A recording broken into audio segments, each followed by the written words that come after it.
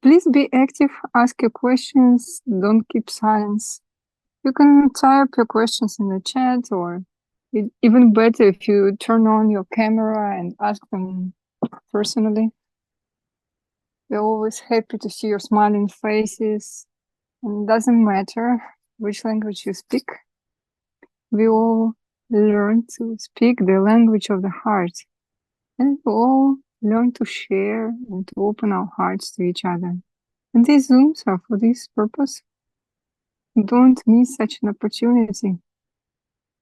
As Madhusudana Maharaj says, please milk the cow.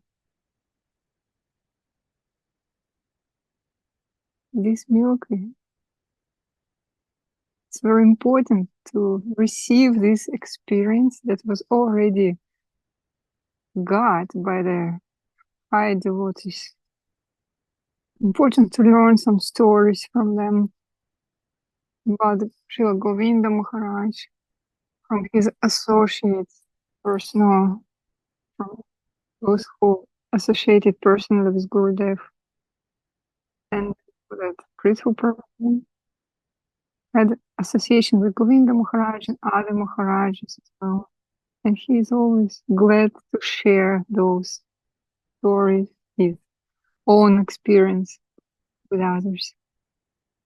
For me, this is very special personality because he attended my initiation, and I still remember it because I was so afraid. It's always scary to jump out without any parachute. Prithu Prabhu said.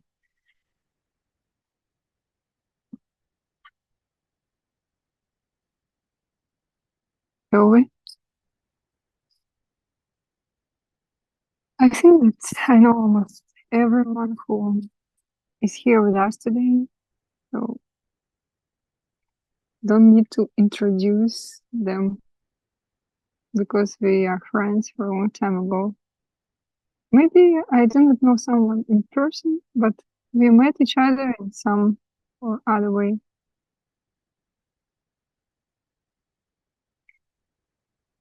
I was actually shocked that I was invited to be a speaker on the Zoom because I'm no one and no one knows my name, so to say. I'm happy to hear, to listen to the devotees, to receive something from the reflections of their hearts. But they insisted, so I agreed. And if I can do something for you today, can make you happy in some way, then it will bring happiness to me.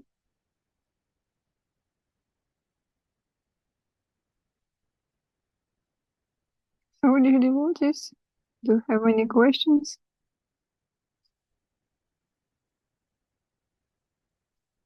What's the sweetest memory of Srila Gurudev that you have?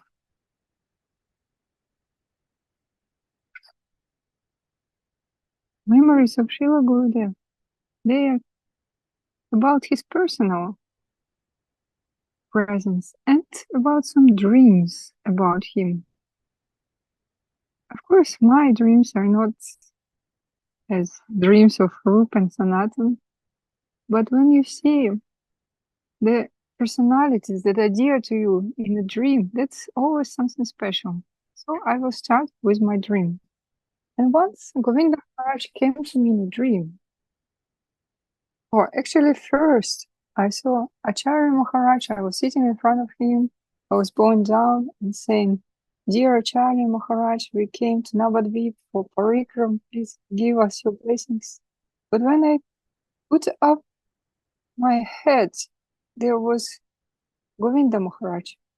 He was sitting and he was trying to find another chair to put me on. And I told him, "Oh, Gurudev, it's so beautiful to be in your company. And I'm fully satisfied by sitting on the floor." And he was still searching for the chair. And I said again, "Oh, Maharaj, everything's perfect." But Gurudev said, "Well, I'm tolerating you."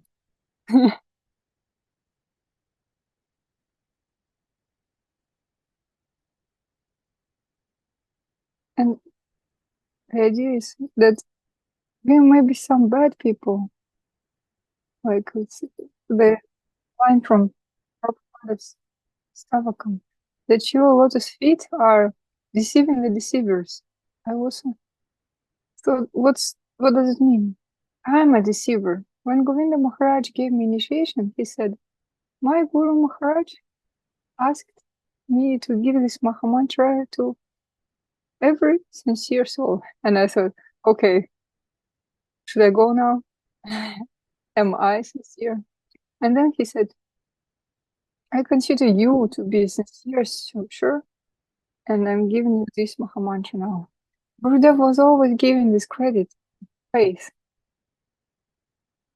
Sometimes we say and we think that I came to serve sincerely, but in the scriptures we read like the devotion mixed with karma or with jnana. We all come with our own background. And our gurus accept us and tolerate us, all our imperfections, and they see just good in us. In Govinda Maharaj's Arati, we hear that you establish many ashrams around the world to teach people Paramahamsa Dharma, to see just the spiritual and do not notice the bad qualities. We hear that Swan has this quality, he can separate milk from water. And Paramahamsas, they are the highest swans. They can see the transcendental, even in the transcendental, they can see transcendental even in lower beings, and they can improve them. In Prapanjanamritam, we read that even the fire started by a barbarian can purify the gold. And the Vaishnavas, they see the golden particles in the souls of the fallen souls, and they get these small particles and they put them in big pieces of gold, bring it together. Vaishnav, you saved me, so you are my master, birth after birth. And from my personal association with Govinda Maharaj, I remember great lunches. We went with Madhav Maharaj to Navadvip and we were living there. And all the sannyasis came to have lunch with Govinda Maharaj. And Madhav Maharaj was the only Russian sannyasi. I came with him as a translator. And that was a unique having lunch with Gurudev. That was like very small company of very exalted personalities, all Maharajas. Many of them passed, disappeared already. Siddhanti Maharaj, Vaishnava Maharaj, Tapasu Maharaj, and many others. And another thing, that special menu of Govinda Maharaj, because as you know, the Bengalis, they take very spicy food, and our Russian stomach was not prepared for such adventure. But we had to eat and we had to be happy. And we were like hedgehogs who were eating the cactuses. We were eating and crying, eating and crying. We were honoring the Prasadam of Govinda Maharaj. We were not prepared. And that was a great impression.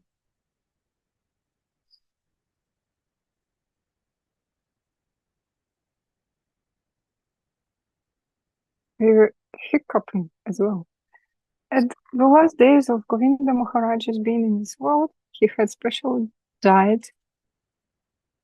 And one of our devotees, Bindumati, she came through, she like rushed through the associates of Govinda Maharaj. But that was very difficult. She rushed into this inner circle of Govinda Maharaj. She washed 2 giant guest houses herself. alone. And she gave me the service to wash the kitchen of Govinda Maharaj. After Western devotees cooked there, it was a lot of service there, and it was near Govinda Maharaj's room. I had to wash the floors, the dishes, whatever I was asked of. And Bintu Mataji brought us the leftovers, the Mahaprasadam. She collected a big plastic bag, all mixed inside, and we had no money at that time. And our diet actually was just this Mahaprasadam. We were with Tradish Prabhu, with Madhav Maharaj at that time.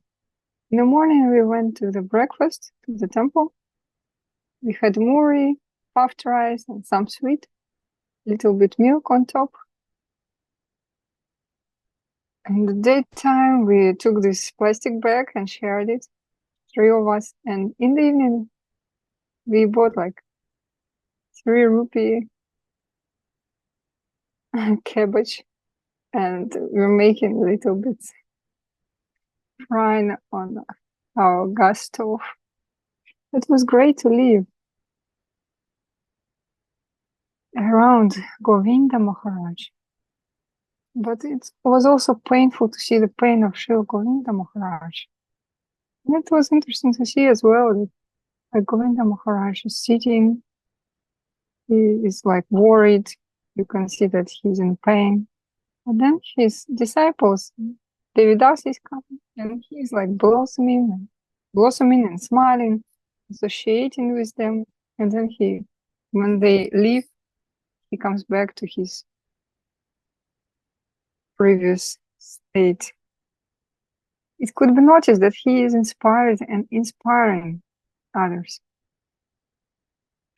Wherever he came, he said, I come to charge my batteries, but actually he charged our batteries, because one meeting with him would last a long time. But it always seemed that it's not enough. In Lahta, he spent maybe 1 month or more, but it always seemed to be like one day, one moment. In 2006, during Kartik month, Govinda Maharaj spent this month with us, and he was singing the songs, and this was 1 month festival. There was around 300 devotees. Everyone got some place, although it was October already. Everyone was happy, no one was complaining. There was a beautiful harmony. When you hear that, like, the lamp and the lion lie together, it's like the description of the ashram of the saint people as described in Mahabharata and other places. It was the same situation with Govinda Maharaj. In his association, there was such atmosphere that the devotees, they joined in one big family and cooked together, prepared something together. 2 Shyama Sundar Prabhus, one from Siberia, one from Italy, they cooked together without knowing the language of each other. But their hearts helped them. One, speaking in English, said, I put salt already. One saying, not enough salt in Russian. And they didn't need any language to communicate. And there was another proof. When in 2006, Siddhanta Maharaj came, and in Sorachand, we had Ethnarand festival. And one local lady, simple woman, farmer, she got inspired by the personality of Siddhanta Maharaj. And every morning, she brought some milk. He didn't take it, and so we put it in the fridge. And by the end of the festival, there was a great stock of milk in the fridge. Once I saw them communicating with each other, I thought, oh, maybe I should help them. I should help translate. And Siddhanta Maharaj stopped me. I thought, maybe he tells this out of humility. And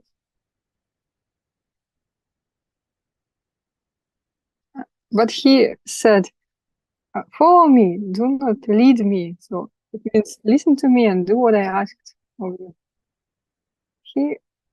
Siddhanta Maharaj addressed this farmer lady and he said, I understand that we do not know each other's language, but we communicate through the heart, right? And she said, yes, yes, in Russian. So Vaishnava communication like this, give heart and receive heart. Kalindi Priya from Volga. Question. Dandavad, what helps you to keep your enthusiasm in service? Well, of course, association. Enthusiasm can disappear from time to time. Sometimes you think that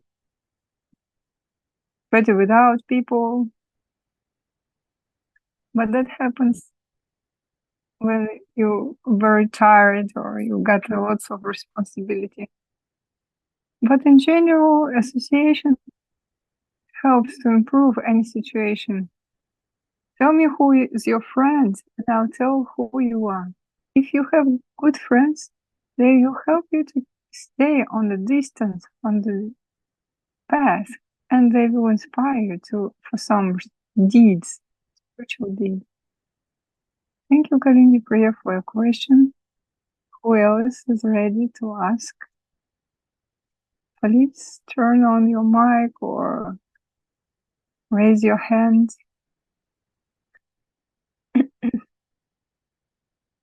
Yeah, no, ask question. What's happening in Lahta now? Can you share with us? I know that it's summertime, festival time. Yes, indeed. Thanks to Ananda Lila Didi and big company of the devotees, more than 100 people. We held already 2 summer festivals, one in the park nearby, and it was dedicated to the International Yoga Day, and we are just the participants. And another festival, it was in honor of Abhadat Maharaj's Vyasa Puja, called Guru's Day. And the third festival is going to be at the end of August. It's for Janmashtami. Sometimes it's held during the time of Baladeva Purnima, and it's in honor of India Day, and Indian Council comes, and it's very responsible event. So the festival time keeps you very active, and we are near the beach. So summer in St. Petersburg is there are many sayings on this topic, like, oh, little boy, why are you so pale? Don't you have summer? Yeah, we have summer, but I missed that day I was sick. And we have cafe as well, and it's a preaching point. It's not so much for the sake of money, but for the sake of attracting people to the temple, because they are not so shy to ask in the cafe, what's this? What's this building? And our devotees, they say, oh, it's temple, please come inside. So people come, they are charmed, and they come with their families next time. So summer is guest time as well.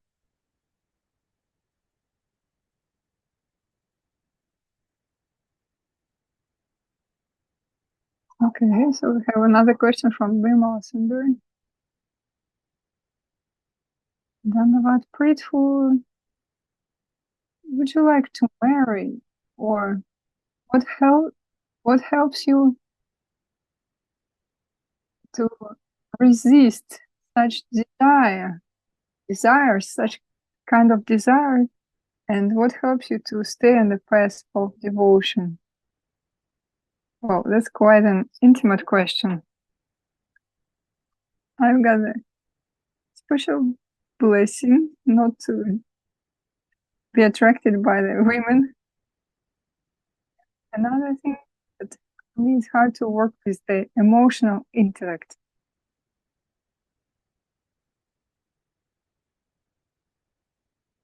I accept the absence of logic just in two cases. Oh no, in one case, in transcendental case. In other cases, I need everything to be clear. So when it's connected with emotions, for me, it's very difficult to interact with. It's not understandable to me. I've got the reaction of repulsion, and sometimes it it leads to like disliking women. And I ask myself, how can I follow the path of gopis, who are actually the ultimate women, and how can I feel such things towards the women of this world? But for me, I try to improve myself, but for me it's difficult to get in touch with something not logical, I should say. Thank you for the question and the sincere answer. Ryan, how to preach and how to answer to people with a logical mind about transcendental? And transcendental, as you know, couldn't be logically explained or critically estimated. So that's what I'm saying, that it's not possible to explain transcendental by logic.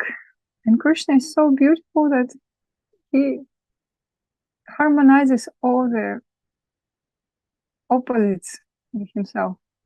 Sridhar Maharaj in the final lines of Mahamandala Stotram says that Mahaprabhu is cannot just be understood by the logic, but he resists for such method of learning him.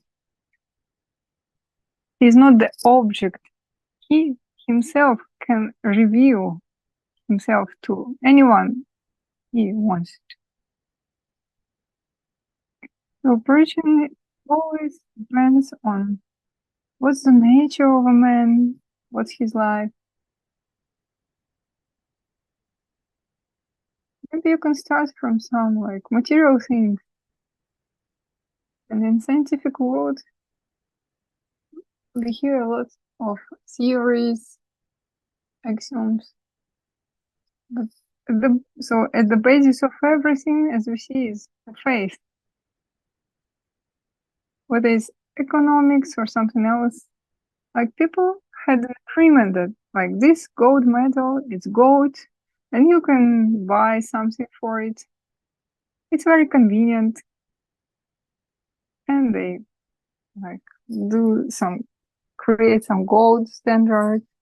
Now the cryptocurrency appeared. But anyway, people agree on something that this has such price, such cost, something is given some value. But actually there is nothing in the basis of it except for like 0, 1, 0, 1. So people, they invest their faith in something.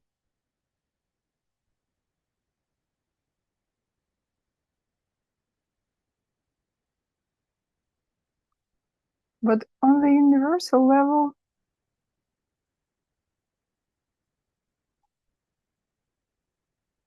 we can see that something that we value maybe is not so expensive in the universal sense. So one of our god brothers, Ojas, he was lying in a hospice, and usually people go out of the hospice when they're dead only. So he was lying there and he was carefully asking people around, like, what do you think you could do in your life? And no one said it. People said that they feel pity that they didn't think about the Lord, that they didn't say some important words. That were the things they regretted. No one was regretting something that's like puny or trivial, like this minutes opportunities. So, brahmachari-ashram, another question. Brahmachari-ashram in Sri Chaitanya Saraswat, what's this? Is it for all your life?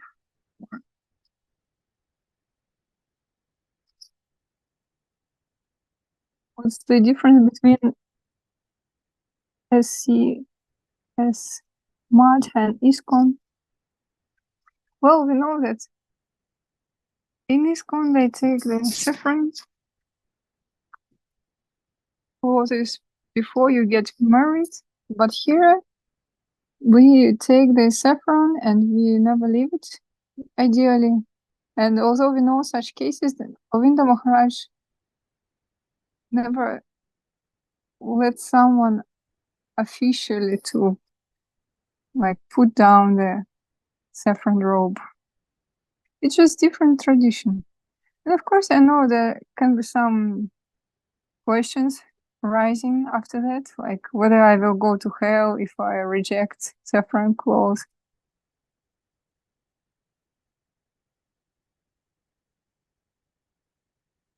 But don't worry about this. You will go to hell for other things. And as Acharya Maharaj once said, it's not a big deal that one brahmachari left the saffron robe and got married. The bad thing is that there one warrior less in Mahaprabhu's army. And the thing is that now you have to put your time into like earning money for your family. And Dharma Maharaj said religion is proper adjustment. You have to get such a situation where you don't spend all your energy to support your life, to stay even like steady. And we see that for majority of people, the brahmachari ashram is not suitable. Mostly they want to live in the world and to see someone when they come home, someone who's happy to see them. And like, the man needs another man, needs a company. Many people are aiming at creating family and they want it in their life. No one is better or worse in this situation. In one of the books, maybe like Divine Guidance, it said like replying to the letters. And there one devotee asked Govinda Maharaj, it's all clear with brahmachari and sannyasi, but what should grihasthas should do? And Govinda Maharaj said, why do you think that it's all clear and good in sannyas and brahmachari-ashram? It can be hell as well. Your position and your present state, it's not depending on how you live inside. Sometimes Anandamoy, our priest, our pujari, he says, those who live here, they think about the world, outside world, and those who live in the outside world, they think about the temple life.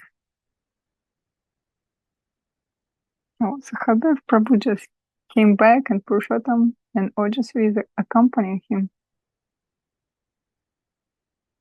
Very nice to see you.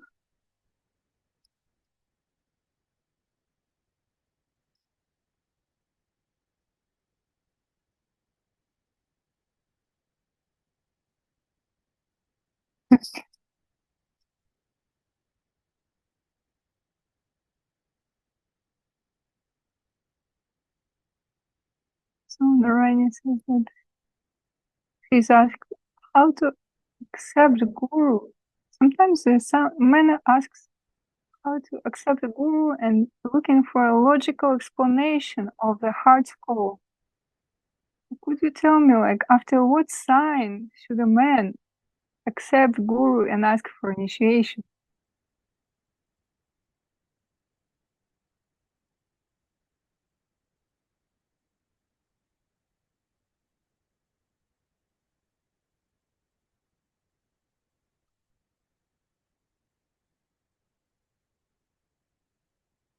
Yeah, Narayana says it's very sweet to hear from Prithu, like, dear friends, you disturb me.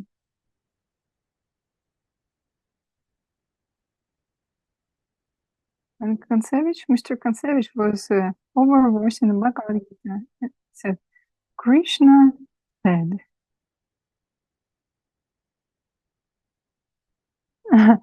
Okay, the guys, I hear you and that distracts me.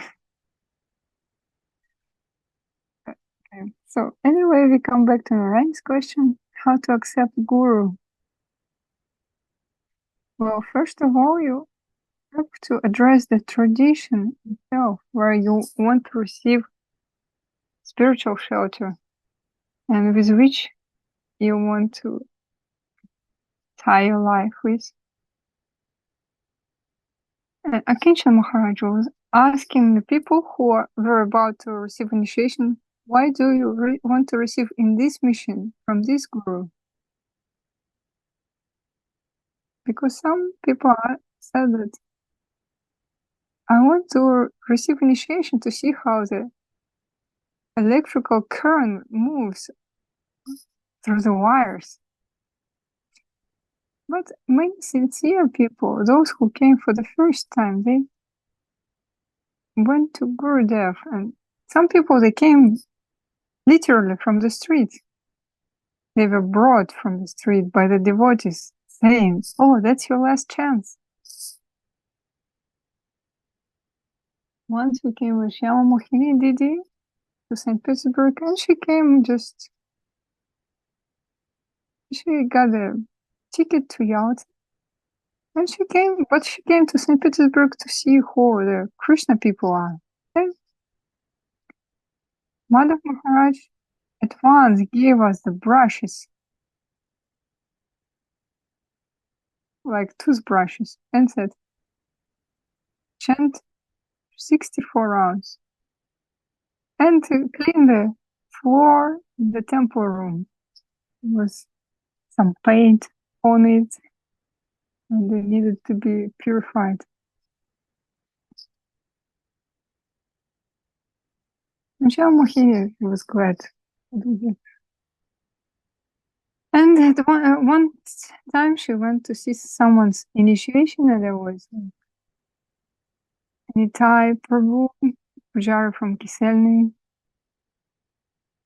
And suddenly he started to shout, scream at her, well, what, next time you want to receive next time? That may be your last time. Put on sari on her. And thus he received initiation. Another person received initiation, Sahadev Prabhu. He first received initiation, then he read Sridhar Maharaj's books, and he thought, wow, I wish I got initiation in that line. Just afterwards, he realized that actually I already got initiation in that line.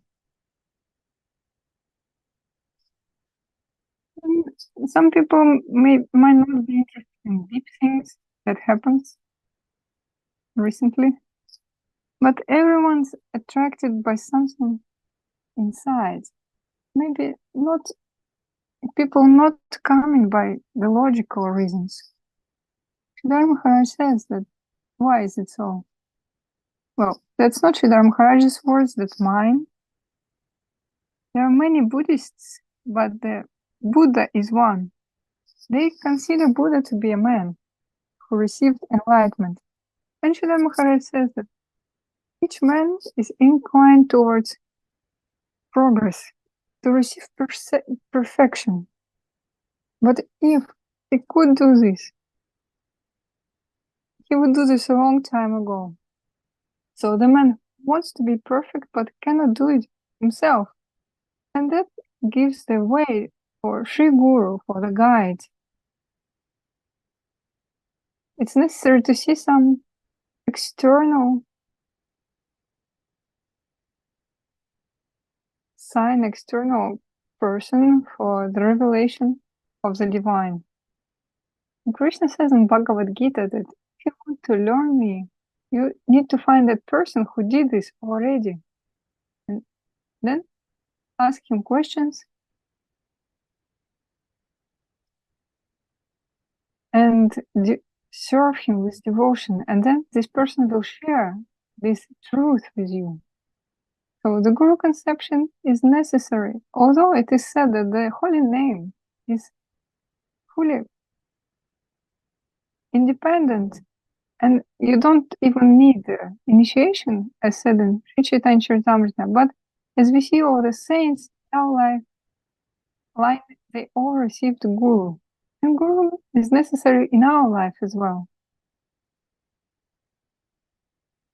And it's also shown on our emblem of Sri Chaitanya Saraswati Madhya, where the sun is God, lotus is the disciple or us, and the water is Guru.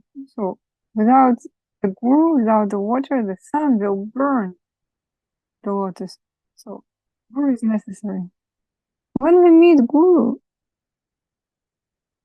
we hear some inner approval.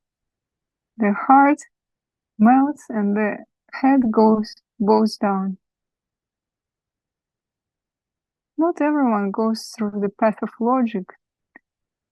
Some are ready to give themselves to the Guru they met first. Others think that I want this or that Guru, particular Guru. Some want to receive initiation from one Guru, second initiation from another one. But anyway, usually it happens due to the inner inspiration, and what sign it will be, that differs. That's individual. One my friend recently, she received initiation, and what was the sign for her? At the day when she asked for initiation, a glass table in her flat exploded into thousands of pieces.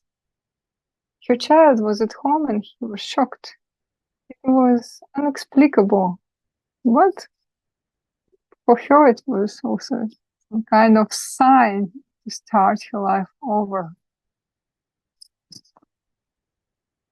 Well, if to speak about the miracles. But usually that's some inner approval, inner voice. A question from Sochi. How to improve to stay in Hare Krishna those who want to live? There is a beautiful article in one of our magazines that the help will come from the service. And the key idea of this article is that you need to have some practical service, some connection in service. And not just practical, but responsible. Like doing some posting weekly, so the man would felt his like that he has some purpose, some meaning, because people sometimes they go out because they cannot find a place in the association of the devotees, or they come and see many new faces, or they're afraid to come to come back and to hear these questions like, oh, where have you been for so long? Sometimes do not like the attitude of others or how we're not sensitive towards each other. That's a very important thing. Swami Prabhupada said that Vaishnava means a gentleman, means mild man, mild-mannered man. Necessary to have some sensitivity in their relations with others. I remember that one devotee was given some notion,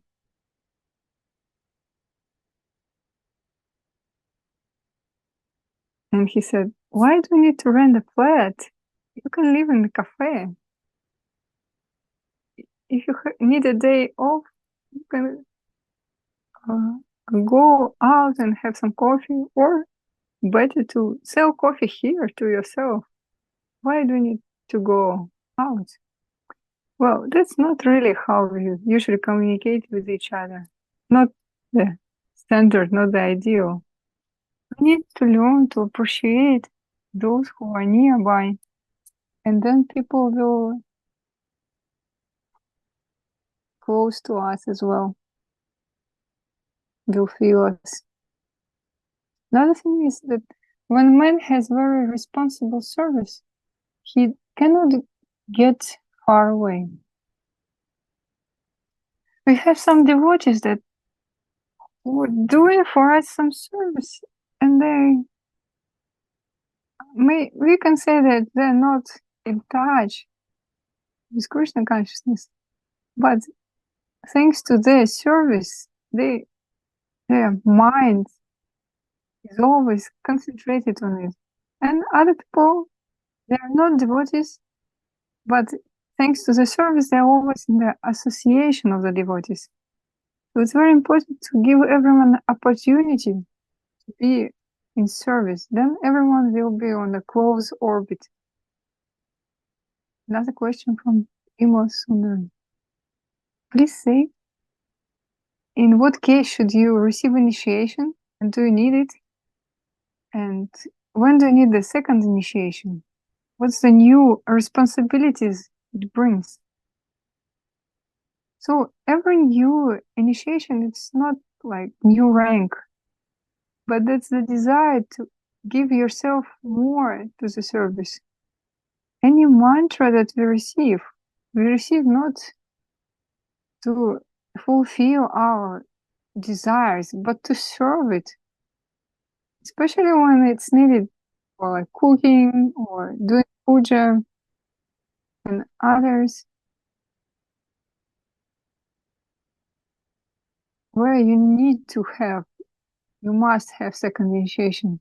For others, it's not necessary, but of course it's desirable, because if you want to connect with Guru and Vaishnavas, that's a desirable step, because it ties you more with your Gurudev. Sridhar Maharaj calls it Upanayana, the additional eyes, new vision, new format of the vision. When we received first initiation from Govinda Maharaj, we were far away from Gaudiya Vaishnava ideas, but the medicine helped, and gradually right things came into our lives. Not just to my life, but to all the lives of people around me. One woman said that before initiation, my deities winked at me and smiled at me, and after initiation, they do not do this to me anymore. And I answered, well, it means the medicine helped, Mahamantra helped. Anantashesh Prabhu.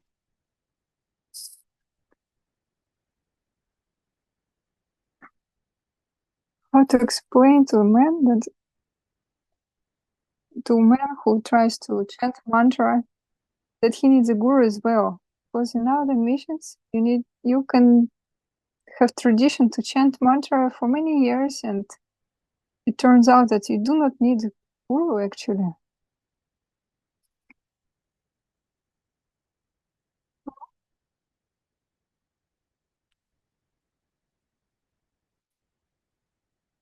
One my friend, he was in another mission, he followed very strictly, like no one else. But he had some problems with the high devotees in that city, and no one gave him permission to receive initiation. And he managed to do so just before his death. In our mission, initiation, it's not some end, but the beginning of the spiritual path. So first, initiation Mahamantra is quite liberal, and Vaishnava can give Mahamantra, and man can start his spiritual practice from 0 level. It's important to have some bud of faith. The man should believe in the holy name, his guru, in the spiritual path, and should be ready to follow the Vaishnava path of Ekadashi, of service. He should follow the process. That's enough. In other missions, there are some conditions. You should pass the exam and so on. Once we tried with Sahadev to pass the exam for pranam mantra, which means the one that before initiation. So we downloaded this questionnaire and we thought over it, but we couldn't answer those questions without any additional preparation. We couldn't even receive pranam mantra, which means pre-stage for initiation. Before it was easy to receive initiation, but later it became more difficult because the decision was taken that the man should wait for some time. Hari Bhaktavilas, it is said that for around 1 year, the disciple and the guru should examine each other and so on. But we know that Gurudev, Guru Maharaj, they didn't follow this rule because they knew that man can pass away in 1 year easily. In Kali Yuga it happens. If man is ready and he wants to accept some responsibility, they give a connection at once. And you see that our gurus like Avadhuta Maharaj and others, they do the same. They just choose the nearest auspicious day and they give initiation to the willing person. And he starts his spiritual path from that moment. So guru is necessary. Krishna, at the very beginning of Bhagavad Gita, he says, always come into this world, Krishna. When he descends, he takes initiation himself, and in all the scriptures, he mentions that the institution of ISKCON and Srila Prabhupada, there are many different spiritual masters that give initiation. If initiation wasn't necessary and guru wasn't necessary, then such an institution wouldn't exist. In this case, you should just inspire someone to receive initiation. Sometimes people don't have inspiration to follow something. Or could you please clarify about receiving first initiation from one guru and second initiation from another guru? Like, if you received initiation from one guru and he's still in this world, why should you take initiation from another guru? Especially if these two gurus, they give different instructions. So we hear that first initiation is a Mahamantra, and second, it ties you to a particular guru. So before, Gayatri was considered the most important mantra, but now Mahamantra is considered more important. It's like Sridhar Maharaj explains that there are two circles one big and one smaller circle inside of big one. So Mahamantra, it starts from zero, it's a big circle and goes to the end. Brings the man to the lotus feet of the Lord. And Gayatri is the small circle inside the big one.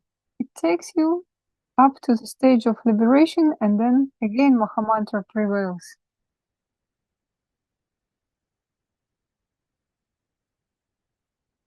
Mantra,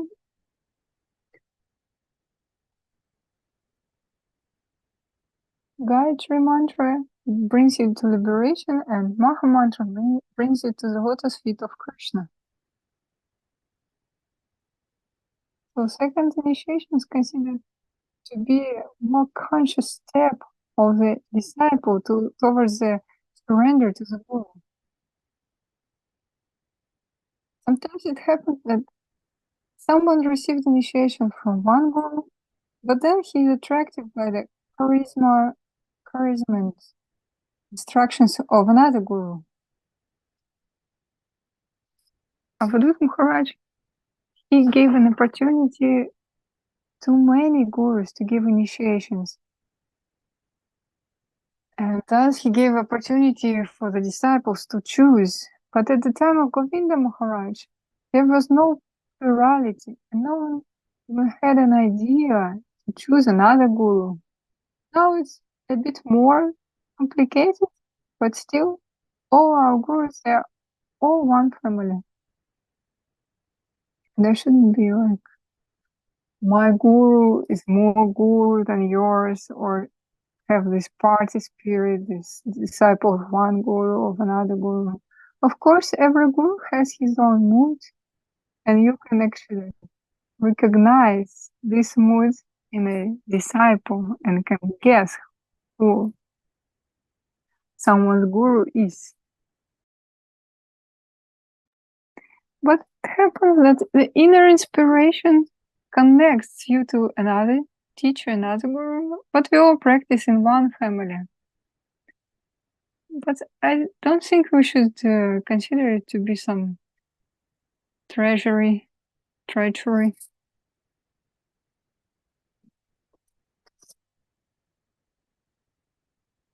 Do you remember this anecdote that the lion said, okay, animals, now those who are beautiful go to the left,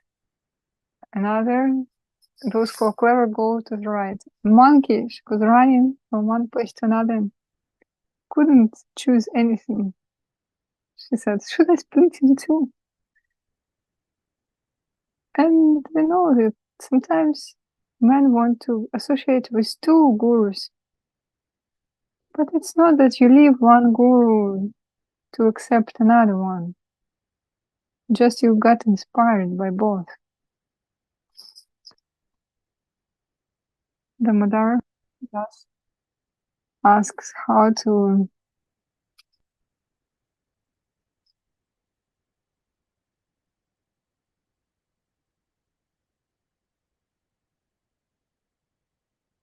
atone for the Vaishnava aparadha.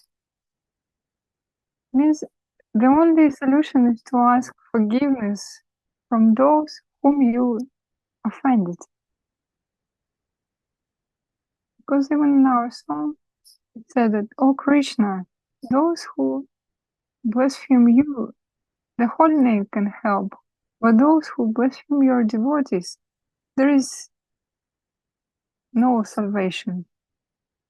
So offense to the devotees, it's like the mad elephant who uproots the bhakti plant.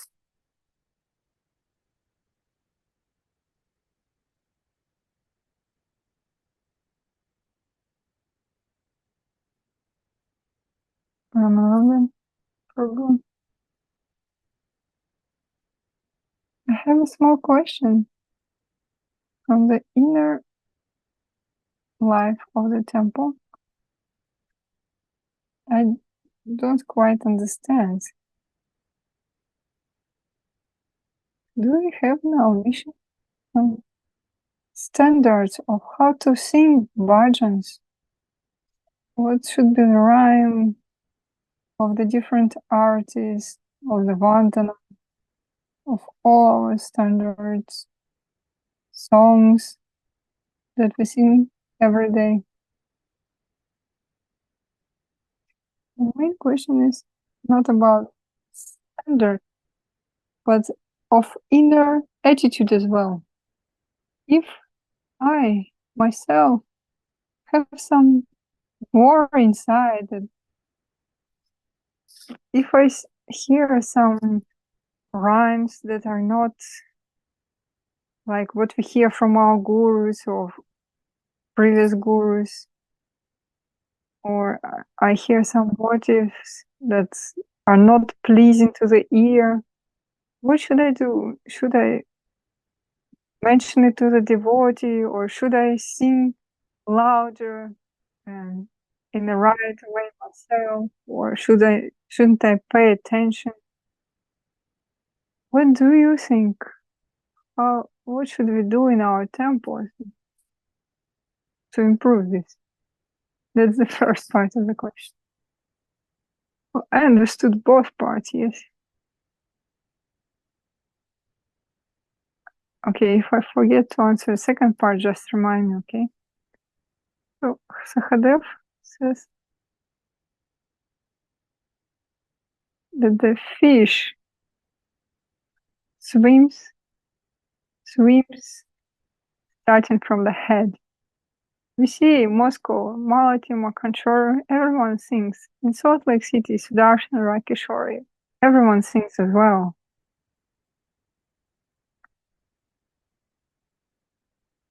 And it's very difficult to overcome the desire of the devotees to learn something. And when we try to push them, it acts just the opposite.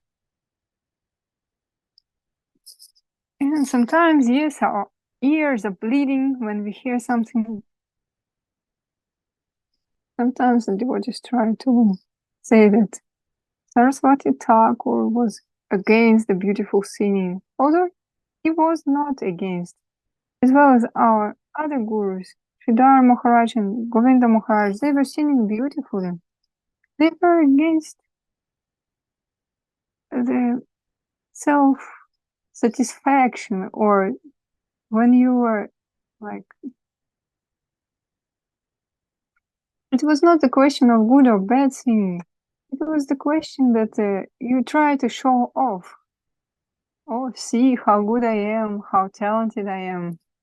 And that's not desirable thing. But if we man try to satisfy the Lord, the deities, we know that there are many recordings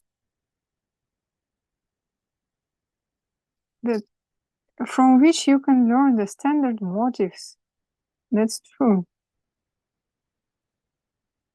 They're so standard that they're repeated everywhere, even in ISKCON.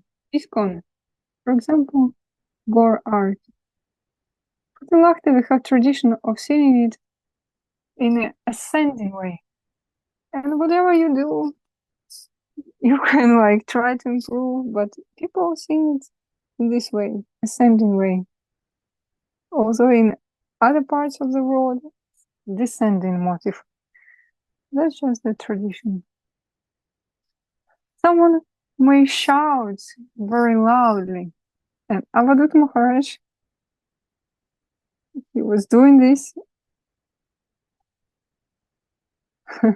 And Avadut Maharaj asked, "Why are you shouting?" The devotee innocently answered, "Wow, maybe he would hear me," meaning Krishna would hear me.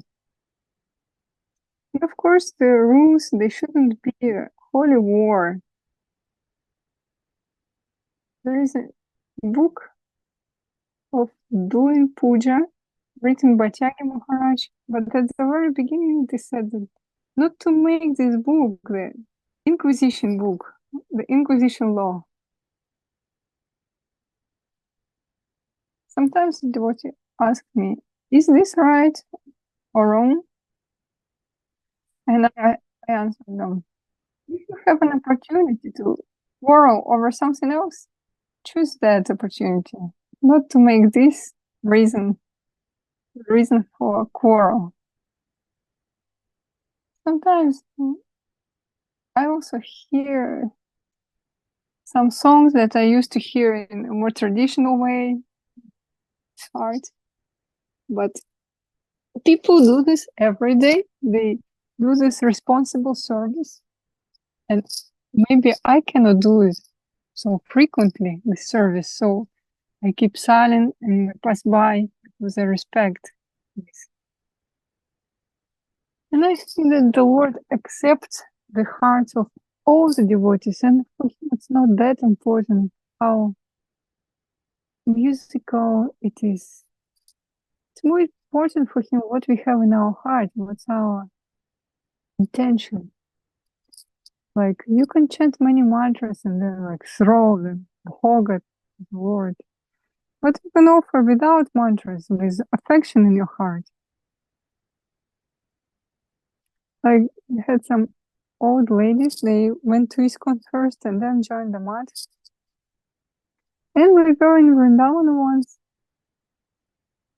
and Madhav Maharaj made a lot of burgers for them, fruits for them. And Bindu Mati Didi, she kept it, but many monkeys came and took a lot of things off. And that little that she kept, she gave to those old ladies. And first thing they asked, oh, did he ring the bell? Did he offer properly? And Madhav Maharaj, he remembered. And then when they went to Jagannath Puri,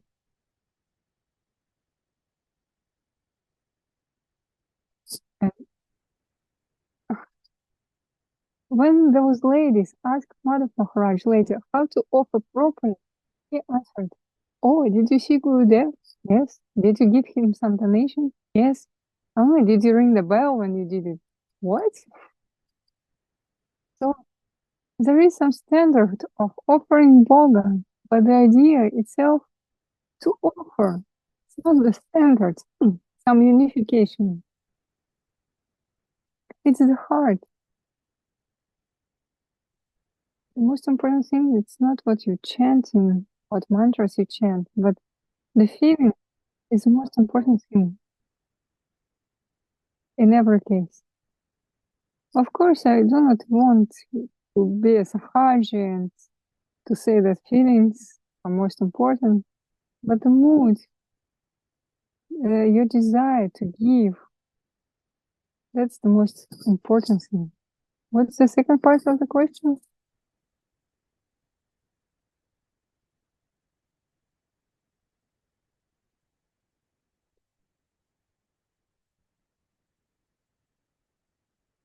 Oh, you answered the second part of question already. But I have another question that I'm worried by. Well, I would like to clarify, why am I worried by all these things of the wrong motives? Because also these moods of sahaja, when something becomes too much emotional, because we see that our gurus, they are very deserved. And sometimes it becomes like a popular music, like very emotional. I would like to understand why does it bother me.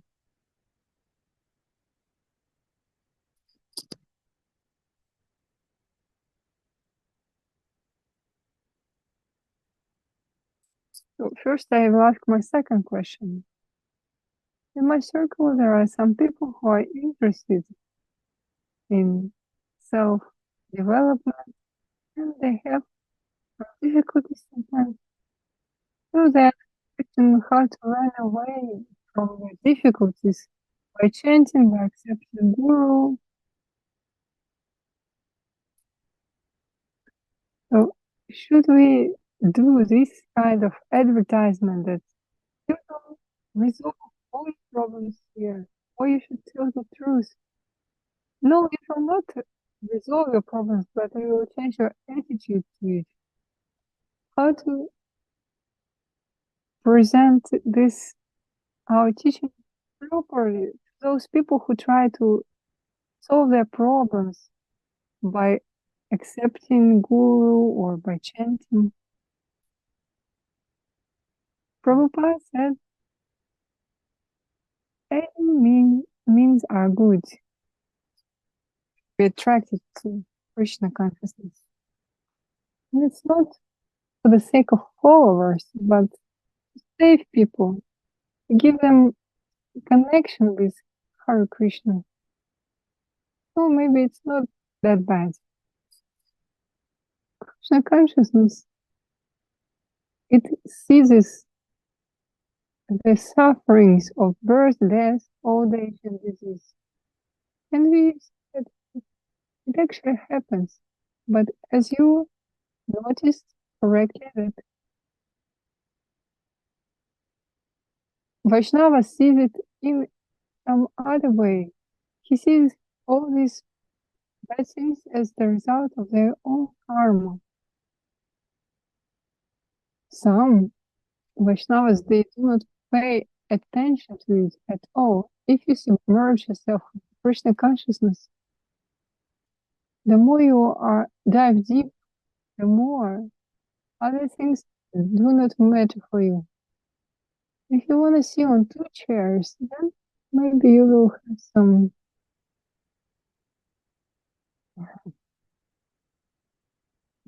additional things. But if you are surrendered fully, then you do not remember about yourself. Humility, it means not to think about yourself less, but to think less about yourself. So what's the second part of the first question?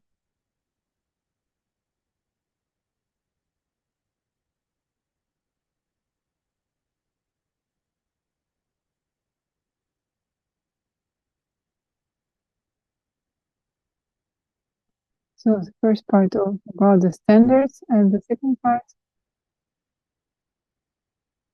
yeah, the answer is clear that the inner mood is more important than the form. But my question is, why am I bothered by all these things? Well, I could understand if I was competent and I was qualified and I could resolve this question or discuss it, and if I could be an example myself, as you gave an example of some other mats where people sing correctly. So my question is, how not to offend the devotees in this case? Why am I bothered at all? Why do I ask myself whether it's Raja or not? Why do I consider it to be a pop culture, pop music, and ask where is the sincerity? Where is the intimacy? So about the standards, some bhajans, there are many variations of motives, can differ. Different devotees can sing it differently. As we said, that some devotees, they do not try to put much effort because they understand that they are not talented in singing. They do not have music ear. And someone thinks that our gurus were against beautiful singing, but that's not true. They were against the showing off in front of the deities, in front of other devotees. That's always can be seen. Well, did you come here to boast? People, devotees, they do not appreciate such mood and try to stop. Our teachers try to stop it. And if to speak about the modern style, that we can see that now it's a big desire, trend for such things. When we opened Jagannath Cafe, Jagannath restaurant in Moscow several years ago, people thought we were crazy because we opened the cafe for the vegetarian people, and they thought, well, who would go there? But now we see that vegetarian movement is very popular, and in every cafe you should have a vegetarian menu, because otherwise it doesn't feel proper. Before, the Kirtan art was something classical. Now people, they are searching for more modern singing, and the devotees who do this in such a manner, they just give such people a chance to get the connection as well. There is no necessity to criticize anyone, because our gurus give us advice not to do this. It's very dangerous for our spiritual life. Sometimes when I feel very bad, I run away, but most times I try to participate. And what can you do? You can do the living part and do it very slowly, like to show an example. Maybe people will join, maybe not. But that's the answer to this question.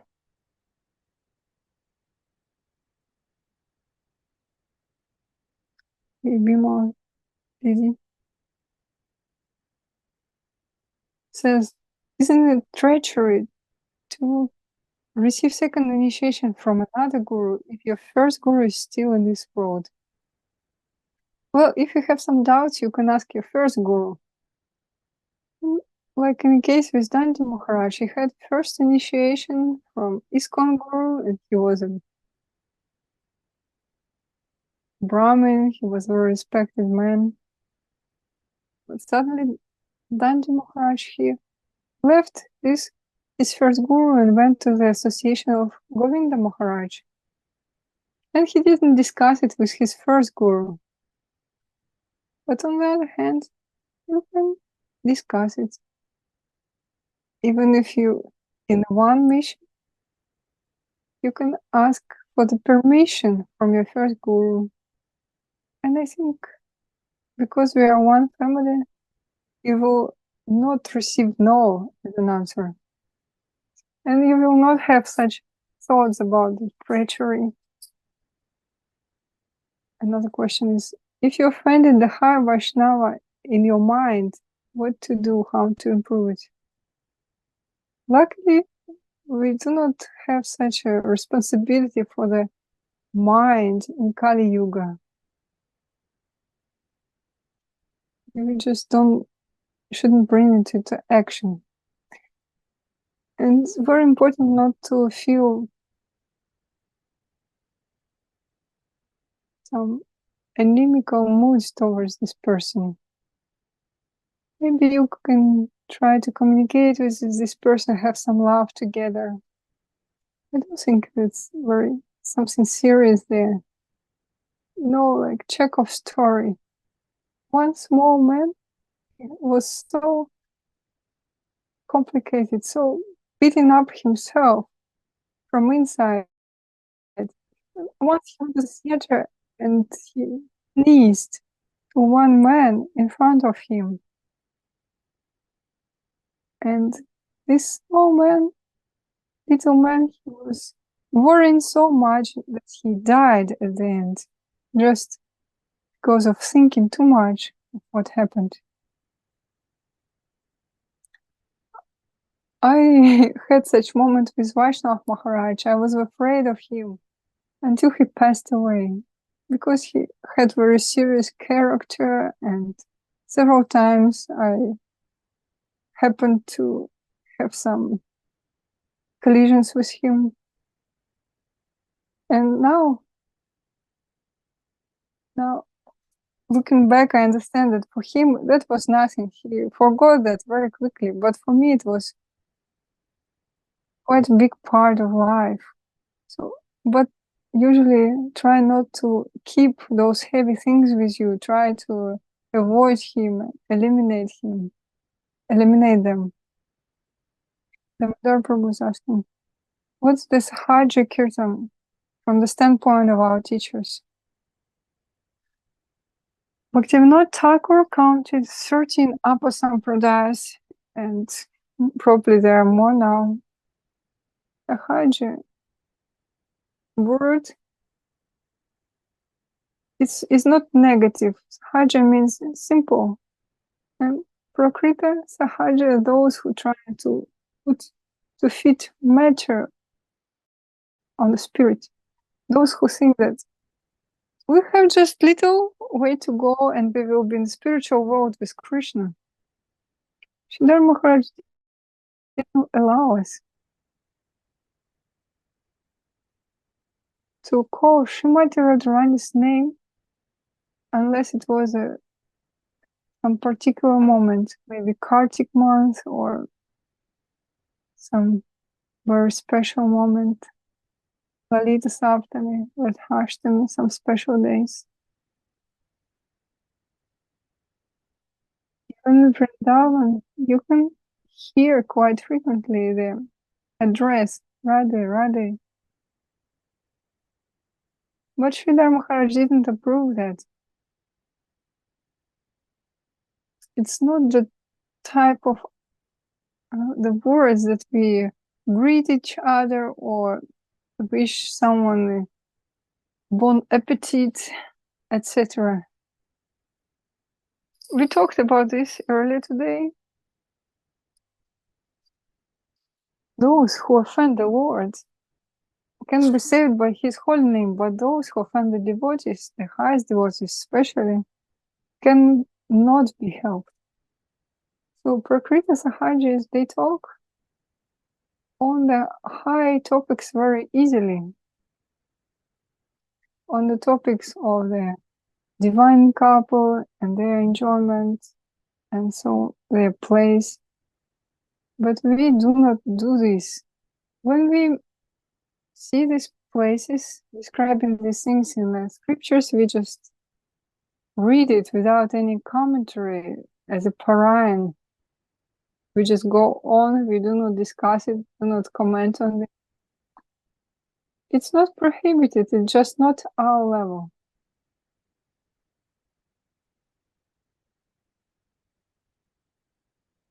Because if you get connection with that level, you're like the bear who came into the house. It's a very subtle level. And you're like a bear, and you can just ruin this house and disturb the inhabitants. You can disturb something very intimate mood. Like you take the Fabergé egg or like some piece of art and with your rude hands. We just worship this from afar. We know about this level, we aspire for it, but what's our way? Servant of the servant of the servant. The shloka is on the gateway of Sri Chaitanya Saraswati Math. We know about this divine love, we aspire for this, we aspire to serve the divine world, but by serving, by singing Hare Kirtan, and we worship Him from far away. If we are needed there, they will invite us. But we try to be in the lowest, the safest position from which it's hard to fall down.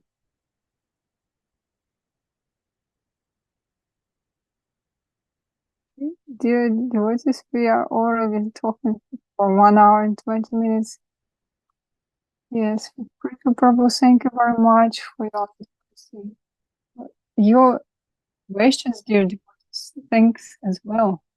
Yes, thank you, and I was very happy and glad to be with you, with all of you.